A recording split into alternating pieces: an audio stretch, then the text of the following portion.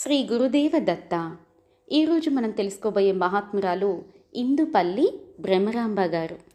కృష్ణా జిల్లా ఉయ్యూరు తాలూకా ఇందుపల్లి గ్రామంలో లంకా లింగాచార్యులు ఈశ్వరమ్మ అనే దంపతులు ఉండేవారు. లింగాచార్యులు గారికి ఇద్దరు భార్యలండి. మొదటి భార్య ఈశ్వరమ్మ గారు. వీరి యొక్క సంతానం వీరభద్రాచార్యులు. ఈశ్వరమ్మ గారికి ఆరోగ్యం బాగోక చనిపోతారు. ఆ తర్వాత లింగాచార్యులు గారు రెండవ వివాహం చేసుకుంటారు. వారి పేరు వెంకట సుబ్బమ్మ. లింగాచార్యులు గారికి వెంకట సుబ్బమ్మ గారికి కలిగిన సంతానం 6. ఈ 6లో రెండవ సంతానం భ్రమరాంబ గారు. ఈమె 1901, 1902 సంవత్సరాల మధ్య కాలంలో జన్మించింది అని చెప్తున్నారు. అంటే సరైన కాలం లేదు, ఆ మధ్యలో ఉండొచ్చు అని అంటున్నారు. అమ్మకి 8 ఏళ్ల వయసు రాగానే చుండూరు బుచ్చయ్య గారితో వివాహం జరుగుతుంది. 8 ఏళ్ళప్పుడు వివాహం జరిగిన 1 సంవత్సరానికే ఆయన చనిపోతారు. ఆ తర్వాత అమ్మ తల్లిదండ్రులకి ఇంట్లో సహాయం చేస్తూ వారి ఇంటి దగ్గరలో ఒక సుబ్రహ్మణ్యేశ్వర స్వామి గుడి, ఒక పుట్ట ఉంటుందన్నమాట. అమ్మ వాళ్ళ అమ్మగారికి సహాయం చేసిన తర్వాత తీరిక సమయాలలో ఆ సుబ్రహ్మణ్యేశ్వర స్వామి యొక్క పుట్ట దగ్గరికి వెళ్ళి అక్కడ ధ్యానం చేసుకుంటూ ఉండేది. అక్కడికి భక్తులు వస్తూ ఉంటారు కదా, వచ్చిన వాళ్ళందరూ కూడా ఏదో ఒక సమస్యతో వస్తూ ఉంటారు. వారు అమ్మకి నాకు ఇలా సమస్య ఉంది అని చెప్పగానే అమ్మ సలహా ఇచ్చేవాళ్ళంట. ఇది చిన్ననాటి అనమాట, 8 ఏళ్ల వయసప్పుడే. అలా సలహా ఇస్తూ ఉంటే వారికి ఆ సమస్యలు తొలగిపోయాయి. ఇలా అందరికీ తెలుస్తూ ఉంటుంది. కొంతమందికి తెలియని వాళ్ళు, గిట్టని వాళ్ళు అమ్మని పరీక్షించాలి అని కూడా అనుకుంటూ ఉంటారు కదా. ఒకరోజు అమ్మ పంచాయతీ ఆఫీస్ వద్ద నుండి ఆ రామాలయం అలా ఒక దారిలో వెళ్తూ ఉంటే అక్కడ ఒక కొట్టు ఉంటుంది.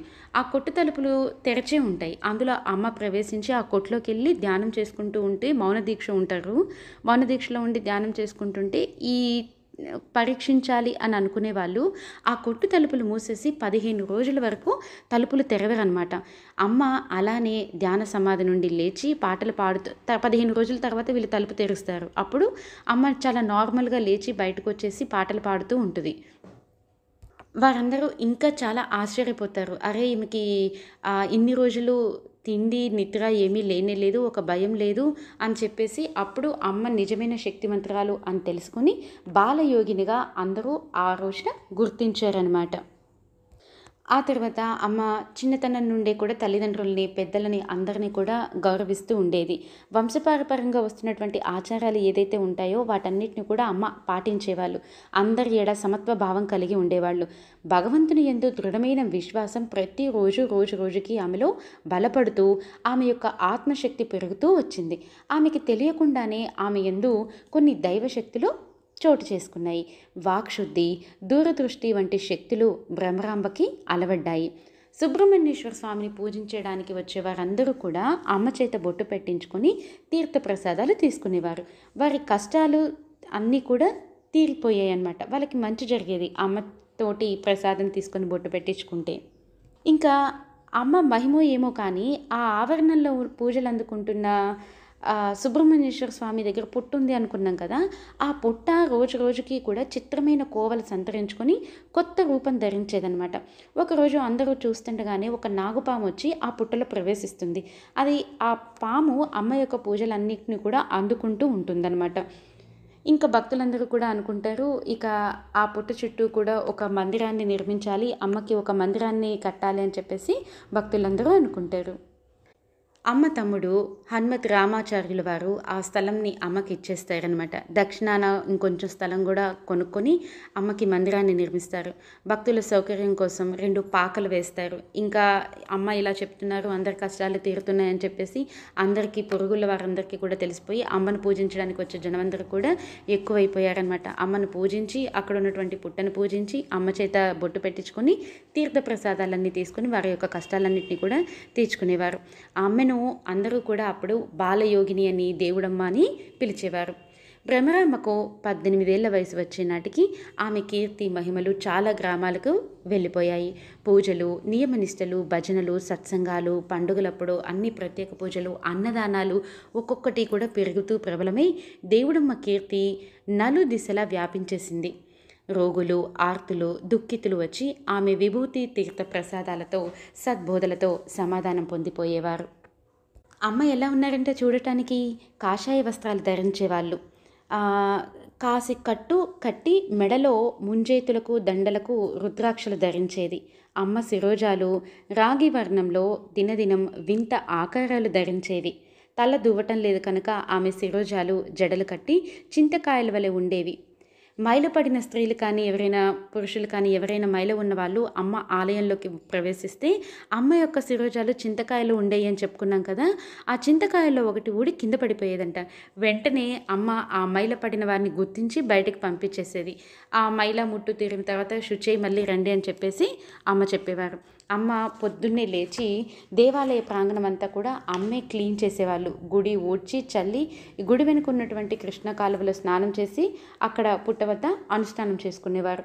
సుబ్రహ్మణ్యేశ్వర స్వామిని తులసికోటను గంధ పుష్ప అక్షింతలతో అర్చించేది. సూర్యోదయం తర్వాత గుడి తలుపులు తెరచి పుట్ట వద్ద మరలా పూజ చేసేది. ఆ సమయంలో సుబ్రహ్మణ్యేశ్వర స్వామి అమ్మ ఒంటిపైకి వచ్చేవారంట. ఆగంతకులు ఎవరో వస్తున్నారో అమ్మ ముందుగానే తమ అనుయాయులకు చెప్పేవారు, తెలియని వాళ్ళు ఎవరో వస్తున్నారని. పూనకంలో ఉన్నప్పుడు ఆగంతకులతో కఠినంగా మాట్లాడేది. ఒంటిపై నుండి స్వామి తప్పుకున్న తర్వాత మళ్ళీ ప్రశాంతంగా అందరితో ఎలా ఉంటారో అలా గౌరవ మర్యాదలతో పిలుస్తూ ప్రసాద వితరణ చేస్తూ నార్మల్గానే ఉండేదమ్మ. భక్తులు పండ్లు ఇవన్నీ ఇస్తూ ఉంటారు కదా, అవన్నీ తాకి మళ్ళీ అమ్మ వాళ్ళకే ఇచ్చేసేవారు. ప్రతి శుక్రవారం భక్తులు ఆర్తులు ఎక్కువ సంఖ్యలో వచ్చేవారు. భక్తులు శ్రవణానందంగా భజనలు చేసేవారు. దేవుడమ్మ పూజలో ఉండగా ఆమె పైకి సుబ్రహ్మణ్యేశ్వర స్వామి వచ్చేవారు.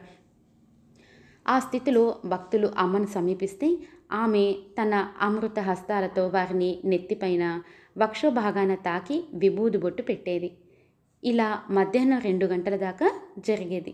మరలా తమ నిజస్థితికి వచ్చిన తర్వాత అమ్మ సుబ్రహ్మణ్యేశ్వర స్వామికి నివేదన చేసి ఆ ప్రసాదం భక్తులకు పంచేది. పొరుగురు నుండి వచ్చేవారికి కూడా అమ్మ అక్కడే భోజనాలు ఏర్పాటు చేసేవారంట. ఒక్కొక్క నాడు అమ్మ అనుకున్న దానికంటే ఎక్కువ మంది జనం వస్తే అక్కడ వంటలు చేయించి పెట్టేవాళ్ళు. ఎవరైనా భోజనాలు ఎక్కువ వచ్చాయనుకోండి, సరిపోవట్లేదు అని అనుకున్నారనుకోండి, వాళ్ళు అమ్మ దగ్గరికి వెళ్తే అమ్మ స్వయంగా అక్కడికి వచ్చి ఆ పదార్థాలు తయారు చేసి అక్కడ పెడతారు కదా, ఆ గిన్నెలని అమ్మ టచ్ చేసేది. అమ్మ టచ్ చేసి వాళ్ళకిస్తే వాళ్ళు వడ్డిస్తూ ఉండేవాళ్ళు. అప్పుడు ఎంతమంది వచ్చినా వాళ్ళు అన్నం పెడుతూ ఉంటే క్షయమయ్యేది కాదు, అక్షయమయ్యేది, పెరుగుతూ ఉండేది అన్నం. అందరి భోజనాలైన తర్వాత అమ్మ దేవునికి నివేదించిన పొంగలి, పానకం, వడపప్పు, కొబ్బరి ముక్కలు ఇవన్నీ కూడా ప్రసాదం కేవలం 3 వేళ్లతో తీసుకొని అవి ఎంత వస్తే అంతే తినేవాళ్ళు. ఇంకా అమ్మ ఆహారం అదే, ప్రతిరోజు కూడా అదే ఆహారం అమ్మకి, ఇంకా వేరే భోజనం ఏమీ లేదు. అమ్మ వద్దకి రోగులు, సంతానహీనులు, గ్రహబాధితులు, కుటుంబ కలహాల వారు, విడిపోయిన జంటలు, వ్యాపారంలో నష్టపోయిన వారు, పరీక్షలు వ్రాసే విద్యార్థులు, ఇలా అందరూ ప్రతి ఒక్కరికి ఒక్కొక్క సమస్య ఉంటుంది. వారందరూ కూడా అమ్మ దగ్గరికి వచ్చి అమ్మ యొక్క ఆశీర్వాదం తీసుకుని వారి కష్టాలను తెచ్చుకొని వారి జీవితాన్ని సుఖంగా చూసుకునేవారు. అమ్మ భక్తులకు ఆర్తులకు మంత్రించి ఇచ్చే విభూతి, తీర్థప్రసాదాలు ఆరగించే విధానం ప్రత్యేకంగా ఉంటుందంట. 2 పూటల స్నానం చేసిన తర్వాత అమ్మ ఇచ్చే విభూతి బొట్టు పెట్టుకొని కొంత నోట్లో వేసుకొని బాధగా ఉన్న శరీర అవయవాలకు రాసుకోవాలి. అన్నంలో పాలు పోసుకొని అమ్మ మంత్రించి ఇచ్చిన పంచదార కొంచెం కొంచెం కలుపుకొని తినాలి. అమ్మ వద్ద కొట్టిన టెంకాయ చిప్పలు ముక్కలు ముక్కలుగా చేసి ఆ కొబ్బరి ముక్కలు ప్రసాదంగా తినాలి. అంతేగాని పచ్చడి చేసుకోకూడదు, కూరల్లో వేసుకోకూడదు. అది అమ్మ ఇచ్చే ప్రసాదాన్ని అలా చేసుకొని తినాలి అని చెప్తున్నారు. కూరల్లో వేసుకోకూడదు. అమ్మ ఇచ్చే ప్రసాదంతో శారీరక బాధలు 2-3 రోజుల్లో తగ్గిపోయేవి. దీర్ఘ రోగాలతో బాధపడే వారి కోసం అమ్మ పుట్టవద్ద 2-3 రోజులు అలానే వారి బాధను అమ్మ భరిస్తూ ఉండేవాళ్ళనమాట. ఎలా మౌన దీక్షలో ఉంటూ అలా అమ్మ భరిస్తూ భక్తుల యొక్క బాధలు తీర్చేది. మరి ప్రతి ఒక్కరికి గురు ఉపదేశం, మంత్రోపదేశం కావాలి అని చెప్పి తెలుసుకున్నాం కదా. మరి అమ్మకు కూడా మంత్రోపదేశం కావాలి, కానీ అమ్మకు ఆ విషయం తెలీదు, గురువు మంత్రోపదేశం చేయాలని. మరి అమ్మకి వాళ్ళ గురువు ఎలా తారసపడతారంటే, అమ్మ యొక్క తమ్ముడు విశ్వమోహన్ రావు గారు చెన్నైలో ఉంటారు. ఆయన యొక్క కూతురు జబ్బు పడితే అమ్మ మంత్రించి ఆయన ఎంతోమంది డాక్టర్ల దగ్గరికి తీసుకెళ్తారు, అది తగ్గదు. అమ్మకి లెటర్ రాస్తారు. అప్పుడు అమ్మ తానే స్వయంగా, అంటే అమ్మ చెన్నై వెళ్తారనమాట. అమ్మ చెన్నై వెళ్ళిన తర్వాత వీళ్ళ తమ్ముడు గారి ఇంటి పక్కన ఒక ఆమె ఉంటారు. ఆమె యోగిని అనమాట, ఒక మలయాళ స్త్రీ. జ్ఞాని, యోగిని. అయితే రామ్మోహన్ రావు గారి ఇంట్లో ప్రతిదినం వేకువజామున రాత్రి 9 గంటలకు భజన జరుగుతూ ఉండేది. ఆమె విని, ఈ జ్ఞాని, ఈ యోగి విని అమ్మని తన దగ్గరికి తీసుకురమ్మని చెప్పేసి చెప్తారు. ఫస్ట్ అమ్మ వెళ్ళరు, ఆ తర్వాత మళ్ళీ వెళ్తారు. వెళ్ళి ఇద్దరు ఒకరినొకరు చూసుకుంటారు. ఎవరి శక్తి స్వభావాలు ఎటువో వాళ్ళు చూపులతోటి తెలుసుకుంటారనమాట. మలయాళ యోగిని దేవుడమ్మను మీ గురువు ఎవరు అని అడిగితే సుబ్రహ్మణ్య స్వామి అంటారు. అప్పుడు ఈమె చెప్తారు, గురువు లేని విద్య కూడదు, ఖచ్చితంగా గురువు ఉండాల్సిందే అని చెప్పేసి యోగిని అంటే, సరే మీరే నాకు గురువులు అని చెప్పేసి అమ్మ చెప్తారు. మలయాళ యోగిని దేవుడమ్మ గారికి మంత్రోపదేశం చేస్తారు. అది 1940వ సంవత్సరం. అంటే దేవుడమ్మకు కూడా 40 ఏళ్ళు అనమాట. ఆ అమ్మ చెన్నై పట్టణంలో మరికొన్ని రోజులుండి గురువులను సేవించి యోగ రహస్యాలన్నీ కూడా గ్రహించి మళ్ళీ ఇందుపల్లికి తిరిగి వచ్చేస్తారు. అప్పటి నుండి ఇంకా గురు ఉపదేశం అయిన తర్వాత, గురు శుశ్రూష చేసిన తర్వాత దేవుడమ్మ గారి కీర్తి ఇంకా మరింత వ్యాపిస్తుంది. ఇక్కడ అమ్మ చేసినటువంటి లీలలు, భక్తుల యొక్క అనుభవాలు అన్నీ ఉన్నాయి. దేవుడమ్మ గారి సన్నిధిలో రథసప్తమి పండుగ చాలా బాగా జరుగుతుందన్నమాట. 1966 సంవత్సరం రథసప్తమి ఉత్సవాలు ప్రారంభమయ్యాం. ఆ సంవత్సరంలో అప్పుడు ప్రారంభమై ఇప్పటికీ కూడా ప్రతి సంవత్సరం ఎన్నో వేల మంది భక్తులు అక్కడికి వస్తూ ఉంటారనమాట. మరి ఆ రథసప్తమి కార్యక్రమం ఎలా జరుగుతుందంటే, ముందుగా అమ్మను పూజించి అమ్మగారి యొక్క తల్లిదండ్రుల పటాన్ని, బ్రహ్మంగారి పటాన్ని అలంకరించి ఒక బండిపైన పెట్టి మంగళవాద్యాలతో రాత్రి 10 గంటల దాకా వాటిని ఊరేగిస్తారు, ఆ పటాలని. భోజనాలు చేసి తెల్లవారి 4 గంటల దాకా వివిధ భజన బృందాల వారందరూ భజన గోష్ఠులు నిర్వహిస్తారు. ఆ తర్వాత ఎంతోమంది చుట్టుపక్కల గ్రామాల నుండి కూడా ఎంతోమంది భక్తి భజన బృందాలందరూ కూడా వచ్చి అక్కడ భక్తి పారవశ్యంతో భజనలు చేస్తారు. ఆ తెల్లవారుజామున తీర్థ ప్రసాదాలు, అమ్మ దీవెనలు అందుకొని తిరిగిపోతారు. ఇప్పటికీ కూడా రథసప్తమి ఉత్సవాలు ఇలానే జరుగుతున్నవి. 1986వ సంవత్సరం ఒక మందిరాన్ని నిర్మిస్తారు. అమ్మ చెప్తారు, శిఖర ప్రతిష్ఠ అయిన 6 నెలలు మాత్రమే నేను ఉంటాను అని చెప్పేసి అమ్మ చెప్తారు. అంటే అమ్మ తన యొక్క మరణాన్ని ముందుగానే చెప్పారనమాట. క్షయ సంవత్సరం మార్గశిర శుద్ధ షష్ఠి శనివారం, అంటే ఆ రోజు సుబ్రహ్మణ్య షష్ఠి, డిసెంబర్ 6వ తారీఖు 1986వ సంవత్సరం సాయంకాలం పొద్దుగూకే వేళ అమ్మ దేహం చాలించారు. అమ్మ ముందుగానే ఆలయ ప్రాంగణంలో తమ సమాధి స్థలం చూపించారు. ఆ స్థలంలోని విధి విధానయుక్తంగా అమ్మను సమాధి చేశారు. వేల సంఖ్యలో భక్తులు వచ్చి కన్నీటి వీడ్కోలు చెప్పారు.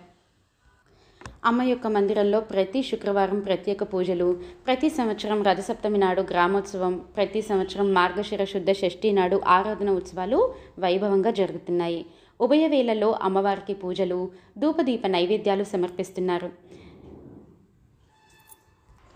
అమ్మ యొక్క గుడికి ఎలా చేరుకోవాలి అనేది అడ్రస్ మరొకసారి క్లియర్గా చెప్తున్నాను. కృష్ణా జిల్లా ఉయ్యూరు తాలూకా ఇందుపల్లి గ్రామం దక్షిణం చివరన అమ్మగారి మందిరం, ఉత్తరం చివరన రైల్వే స్టేషన్లో ఉంటుంది. రైల్వే స్టేషన్ నుండి 1.5 కిలోమీటర్ల ఉంటుంది. అక్కడ నుండి రిక్షాలు కానీ, కార్లు కానీ, ఆటోలు కూడా అన్నీ ఉంటాయి. అక్కడ నుండి గుడికి వెళ్ళొచ్చు అని చెప్తున్నారు. ఉయ్యూరు నుండి వచ్చే బస్సులు ఆలయం ముందే ఆగుతాయంట.